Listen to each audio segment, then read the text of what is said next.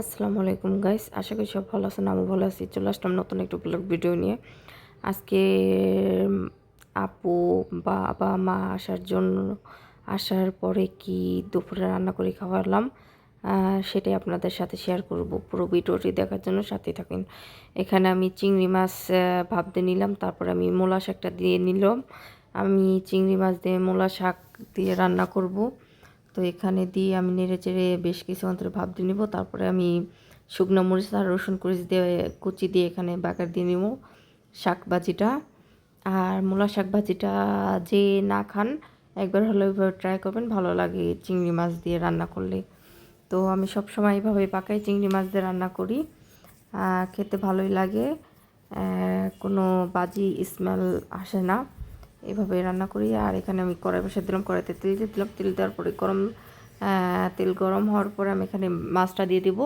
আর এখানে আমি নদীর কিছু পাঁচমিশালি মাছ রান্না করব সবজি দিয়ে, শীতের সবজি দিয়ে। তো মাছটা ওঠানোর পরে আমি পেঁয়াজ মরিচ কুচিটা দিয়ে দিলাম। দিয়ে দেওয়ার পরে এখানে নেড়ে চেড়ে নিব, স্বাদ মতো লবণও দিয়ে দেবো, কাঁচামরিচ দিয়ে দেবো। দিয়ে ভালো করে আমি নেড়ে চেড়ে কষিয়ে নিব। এখানে আদা রসুনের পেস্টটাও দিয়ে দিছি। আদা রসুন পেস্টটা মশলা কষানোর পরে কেটে ধুয়ে রাখা সবজিটা দিয়ে দেবো। সবজিটা দিয়ে নেড়ে চেড়ে ভালো করে ঢাকনা দিয়ে রান্না করে নিব। বেশ কিছু অন্তর হয়ে গেলে আমি টমেটো কুচিটা দিয়ে দেবো। টমেটো কুচিটা দেওয়ার পর আবার একটু নেড়ে চেড়ে নিব। নেড়ে ঝোলের পানিটা দিয়ে দিব। আর আমি আজকে পুরো রেসিপি দেখাবো না, একটু একটু করে দেখাবো। এখানে ঝোলের পানি দিয়ে আমি ঢাকনাটা ঢেকে দেবো। ঢেকে দেওয়ার পর ঢাকনা খুলে আমি ভেজে রাখা মাছটা দিয়ে দিব। মাছটা দিয়ে আমি বেশ কিছুক্ষণ একটু রান্না করব। আর এখানে ঝোলটা আমি মাখা মাখা টাইপের রাখবো।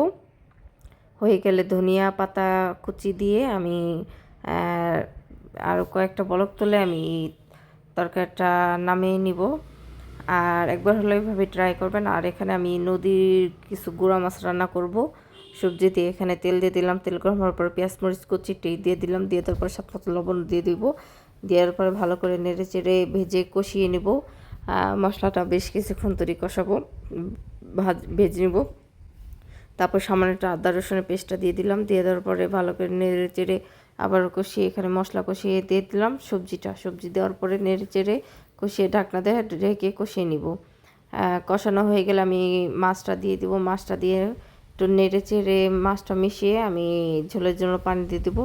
পানিটা দেওয়া হয়ে গেলে একটু মিশাবো ভালো করে, সবজিটা মিশিয়ে তারপরে করে দেবো। আর হয়ে গেলে আমি টমেটো কুচিটা দিয়ে দিলাম। টমেটো কুচিটা হয়ে গেলে আমি ধনিয়া পাতাটা দিয়ে দেবো। আর একটা আমি শুকনো করে ফেলবো, তারপরে নামিয়ে নেব। এখানে আমি দেশি মুরগি রান্না করব, দেশি মুরগি মোরগটা রান্না করব। এখানে আমি প্রেশার কুকারে রান্না করব। প্রেশার কুকারে কষিয়ে এখানে তেল দিয়ে দিলাম। তেল গরম হওয়ার পরে পেঁয়াজ কুচি আর তেজপাতা দিয়ে সম্পূর্ণ মশলা কষিয়ে আমি মাংসটা রান্না করে নেব।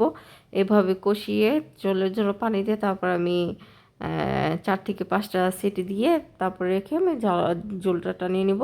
এভাবে রান্নাটা করলে রান্নাটা সহজ হয় আর রান্নাটা মজা হয়। আর যে ট্রাই না করছেন একবার হলেও ট্রাই করবেন, এভাবে একবার হলেও রান্না করে খাবেন। আর পুরো ভিডিওটি দেখার জন্য ধন্যবাদ।